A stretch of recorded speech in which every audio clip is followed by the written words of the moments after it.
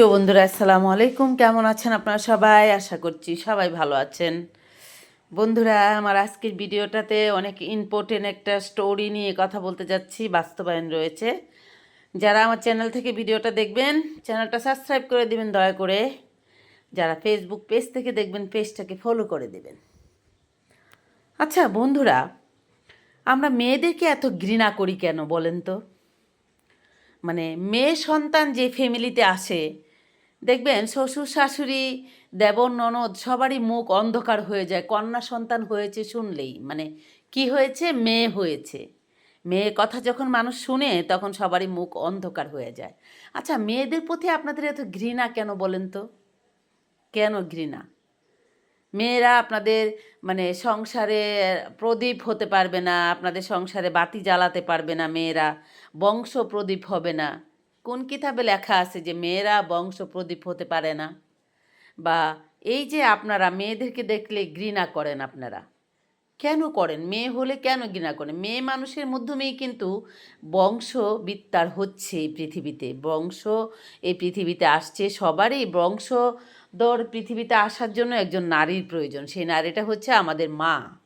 একটা বিষয় চিন্তা করে দেখেন, আমরা যে নারীটাকে এত ঘৃণা করি, সেই নারীটা কোথায় থেকে আসছে? আমরা কোথায় থেকে আসছি? আমরা একজন মায়ের গর্ভে থেকে জন্মগ্রহণ করেছি। একটা হাদিসে লেখা রয়েছে, যাকে আল্লাহ সবচেয়ে বেশি ভালোবাসে তাকে কন্যা সন্তান দেয়। আর কন্যা সন্তানটা যখন আমরা দেখি কারো সংসারে কোনো মায়ের ঘরে কন্যা সন্তান জন্ম নিয়েছে, তখন আমরা সবাই সেটাকে একেবারে নিচু করে দেখি, খুশি হতে পারি না। কেন ভাই? কন্যা সন্তান হলে কেন আমরা খুশি হতে পারি না? কন্যা ছেলেরা শুধুমাত্র বংশে বাতি দিবে, ছেলেরাই হচ্ছে আপনার বংশধর টিকিয়ে রাখবে, ছেলেরাই সব কিছু হবে। এটা কোন হাদিসে লেখা আছে ভাই? মেয়েরা কি হতে পারে না? এখন এই পৃথিবীতে কত এগিয়ে গিয়েছে মেয়েরা, কোথায় নাই? মেয়েরা ডক্টর, মেয়েরা ইঞ্জিনিয়ার, মেয়েরা মাস্টার, মেয়েরা ডাক্তার, সব কিছু হচ্ছে মেয়েরা। তারপরে কেন আমরা মেয়েদেরকে দেখলে, মেয়েরা হলে আমরা কেন এত মন খারাপ করি? কেন আমরা এত ভেঙে পড়ি যে আমাদের ঘরে কন্যা সন্তান জন্ম নিয়েছে? যখনই কন্যা সন্তান জন্ম নেয় তখনই আমাদের মুখ অন্ধকার হয়ে যায়, আমরা খুশি হতে পারি না। কেন? আমাদের সংসারে মেয়ে সন্তান জন্মগ্রহণ করেছে, সেটার জন্য আমরা খুশি হতে পারি না। আমাদের চেহারাতে কোনো হাসি নেই, খুশি নেই, অন্ধকার হয়ে যায়, মুখের চেহারা বদলে যায়। যখন একটা কন্যা সন্তান জন্ম হয় তখন আমাদের মুখের কালার চেঞ্জ হয়ে যায়। কেন ভাই? কেন চেঞ্জ হয়ে যায়?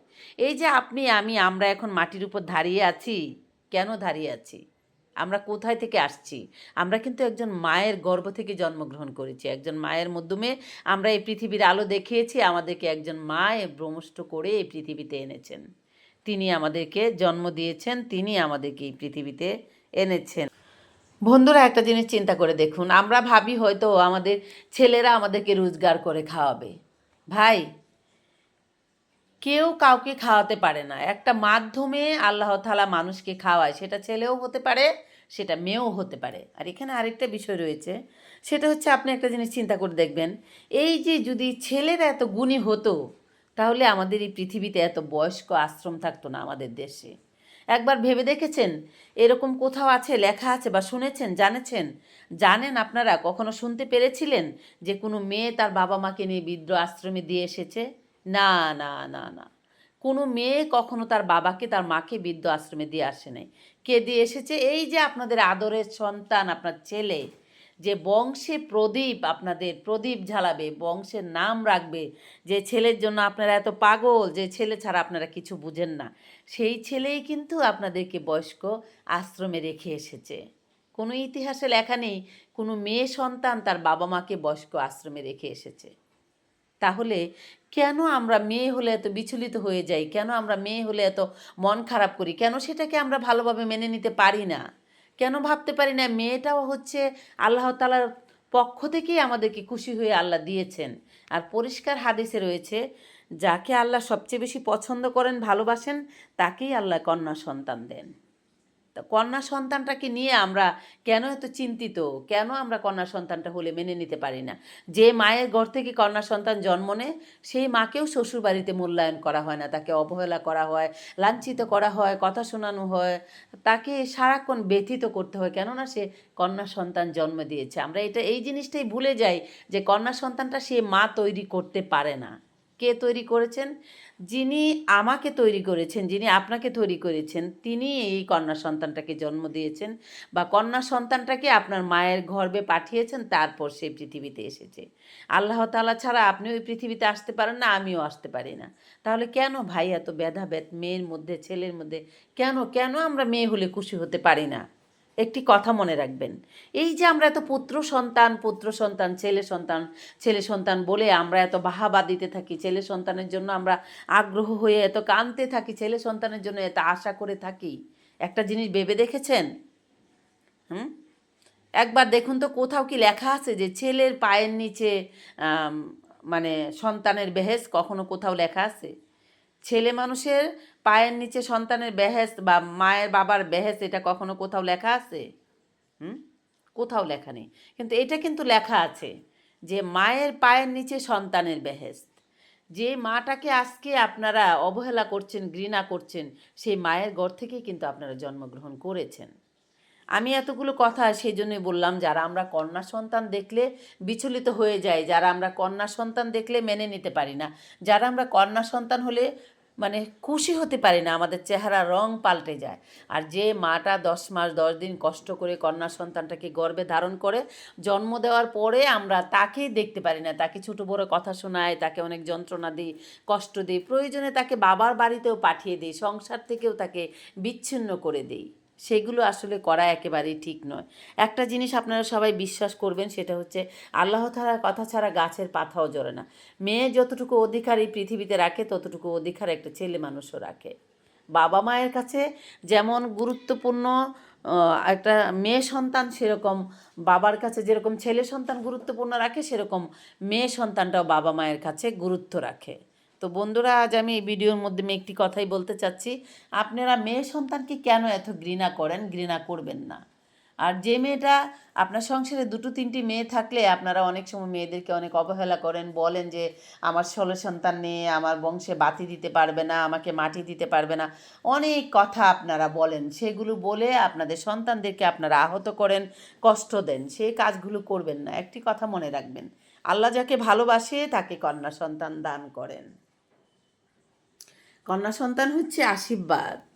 আমার দিনের নবীজি কন্যা সন্তানকে ভালোবাসতেন।